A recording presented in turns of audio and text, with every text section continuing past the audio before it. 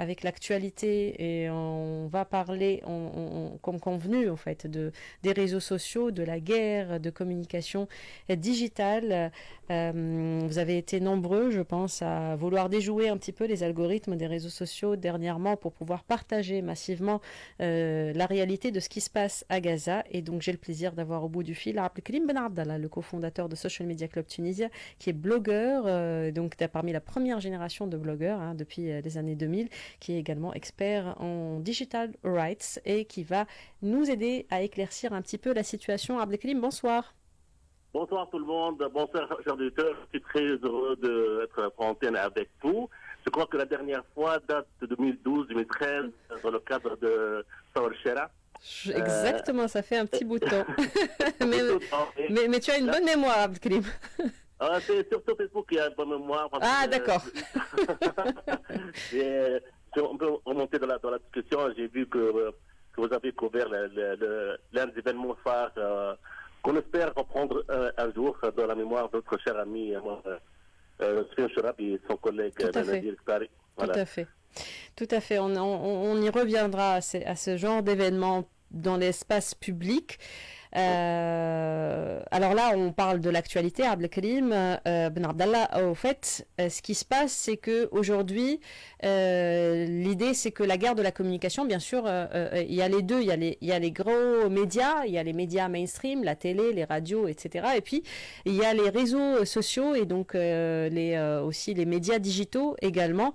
Et puis la diffusion et comment faire parvenir la réalité. Nous, on va prendre le point de vue tunisien, ou en tout cas de pays comme la Tunisie qui sont pro-cause palestinienne et qui subissent depuis quelques jours la censure, notamment beaucoup aussi de radios et de chaînes ne peuvent plus passer leur live sur YouTube parce qu'ils sont censurés. Pareil pour Facebook, on voit de plus en plus chacun est en train de voir sa timeline réduite à des suggestions ou à des groupes et donc il ne voit plus les publications de ses amis. Pareil sur Instagram, et il reste donc d'autres réseaux, Twitter qui lâche tout, bien heureusement ou malheureusement, on ne sait pas trop, donc ça laisse aussi la voie libre à la fake news. TikTok également qui est un peu plus libre que le reste des réseaux sociaux. Donc une lecture à Abdelkrim d'abord de tous ces mécanismes-là, et puis après on passera à la partie sur comment déjouer un petit peu les algorithmes. Alors, tout d'abord, la cause politicienne est au centre de notre vie de chaque jour. C'est seulement parce qu'il y a une crise qu'on est penché sur cette crise qui date depuis plus de 14 ans.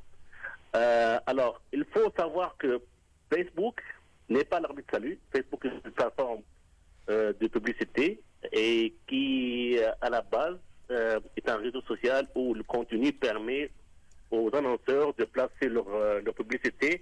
Et comme vous le savez, en Tunisie comme ailleurs, il y a des millions de dinars et d'euros dépensés par plusieurs marques. Oui. Alors, en ce qui concerne la censure, comme vous l'appelez, la censure, c'est vraiment un sujet très controversé. Tout d'abord, Facebook, c'est une marque américaine et qui, comme plusieurs plateformes, entre autres Twitter, reçoivent des aides et sont des aides du gouvernement américain. Oui. Donc, ça fait partie de leur stratégie, de leur politique et tout ça. Donc, c'est pas une surprise qu'ils fassent appliquer certaines règles selon le contexte. Par exemple, si les USA disent que Hamas est un groupe terroriste, ça sera censuré automatiquement. Vous ne pouvez rien faire contre ça.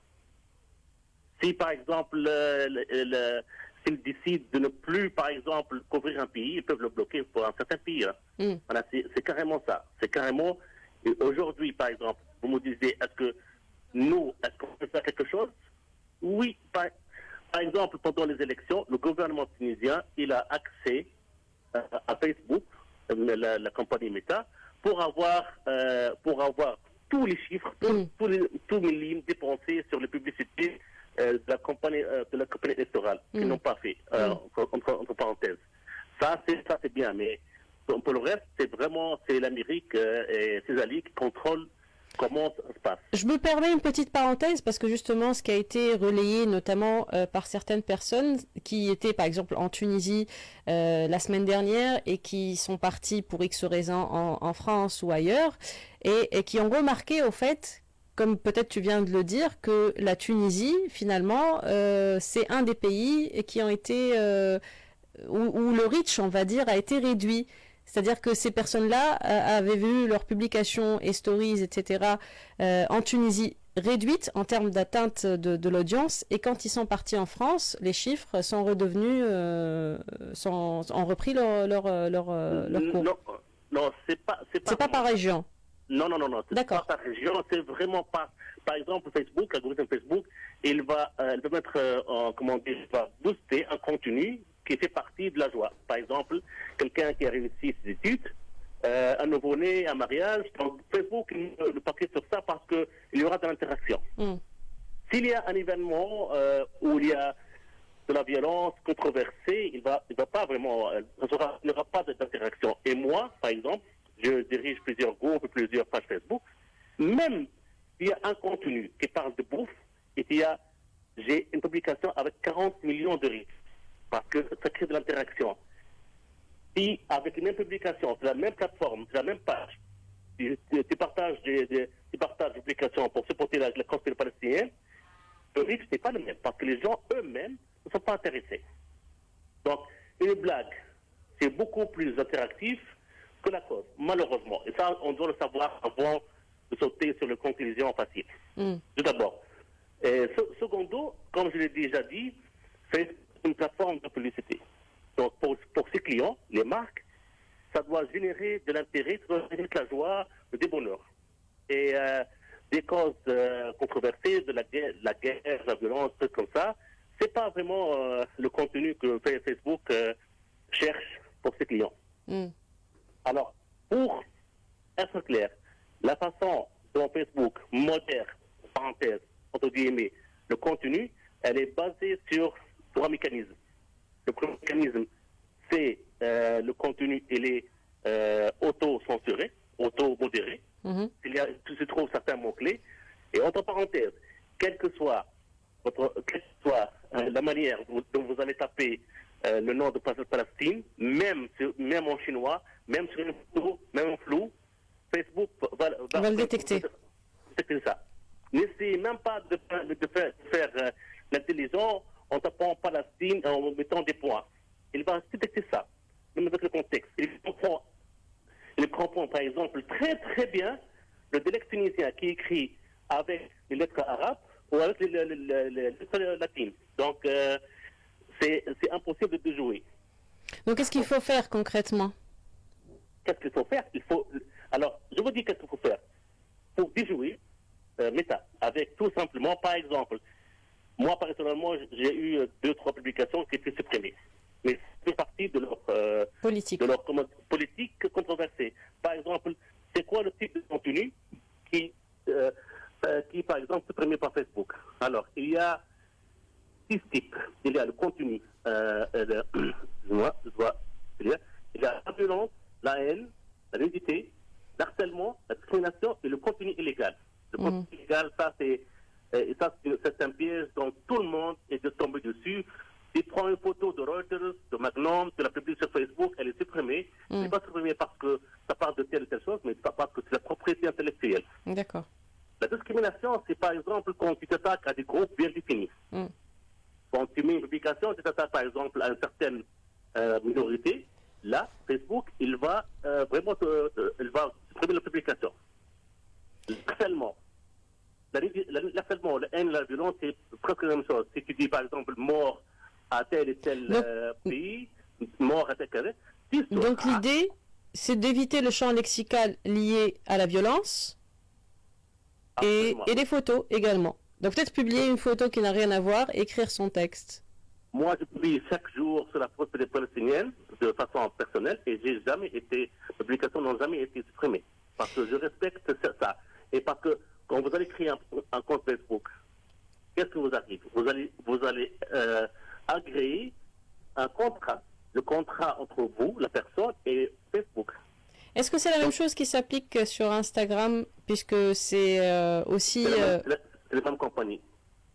Donc, est-ce qu'on peut dire que les images qu'on essaie, ou les vidéos qu'on essaie de partager de la réalité de terrain, de ce qui se passe à Gaza, sont censurées juste à cause de la violence?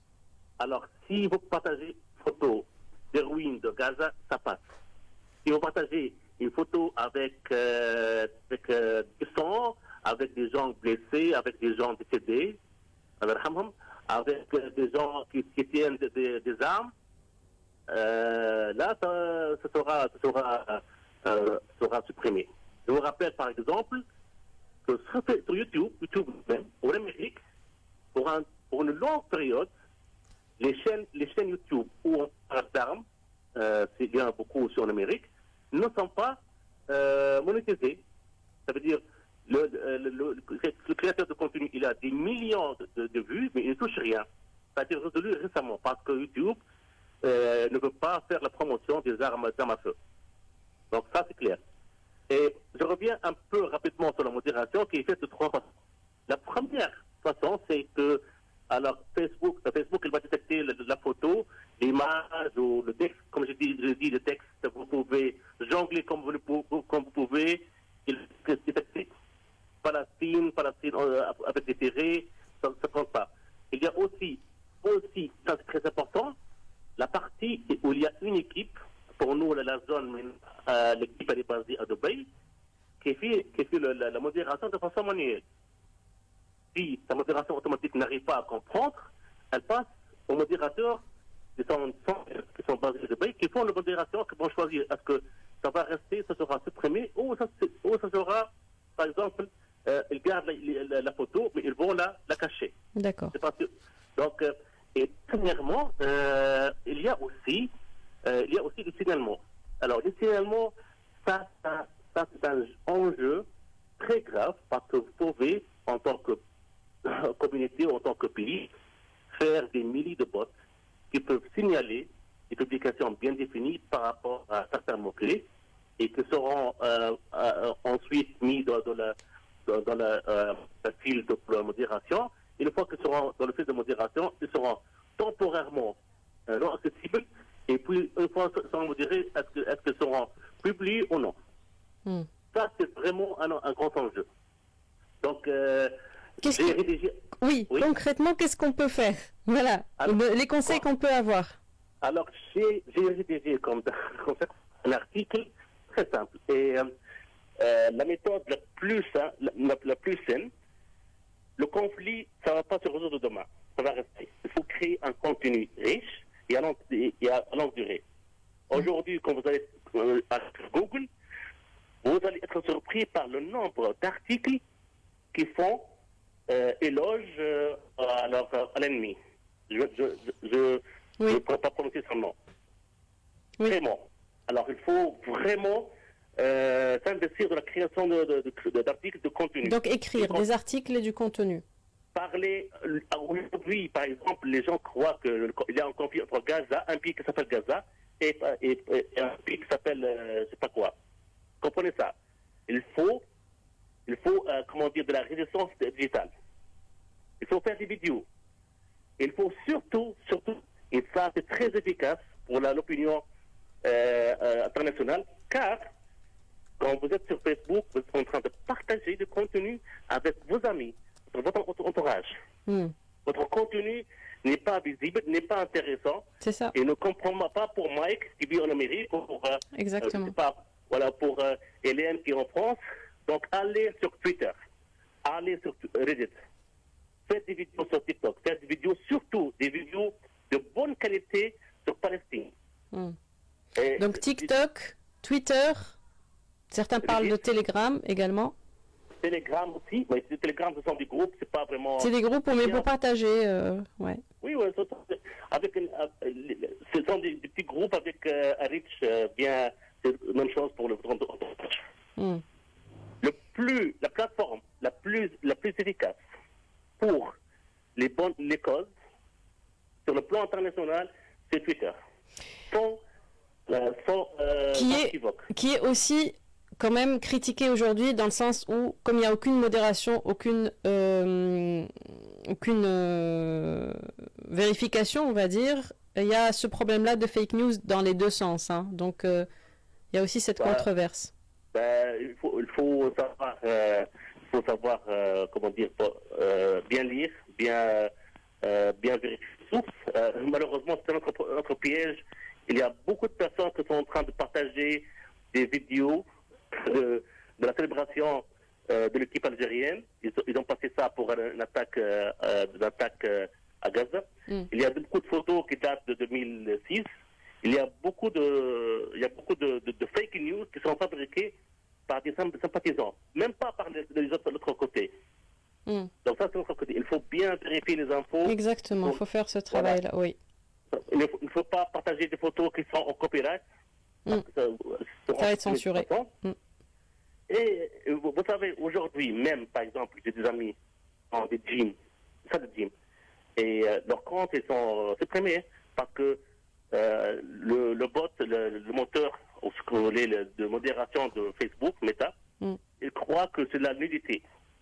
Donc, il y a ça de ça. Oui, donc il faut en fait, en gros, pour résumer, Abdelkrim, c'est vraiment avoir une connaissance et s'informer sur la politique classique, on va dire, de ces réseaux sociaux, qui est connue depuis quelques années déjà. Donc on le sait, les vidéos, les photos, nudité, harcèlement, lexique de violence, etc., c'est censuré de base. Donc ça rajoute à cela les hashtags et certains donc mots aujourd'hui comme Palestine ou soutien à Palestine ou génocide. Tous ces mots-là sont un petit peu aussi mis de côté. Ne le sont pas.